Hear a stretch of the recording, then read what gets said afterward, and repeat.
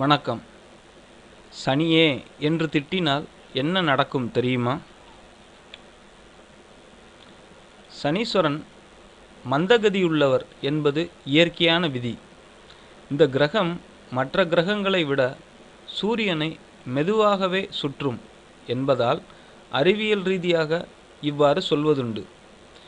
வீட்டில் கூட குழந்தை சரியாக படிக்கவில்லை என்றால் ஏன் மந்தமாக இருக்கிறாய் என கேட்பதுண்டு.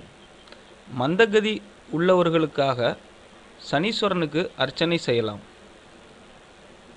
ஆனால் சனியே சனியனே என திட்டக்கூடாது.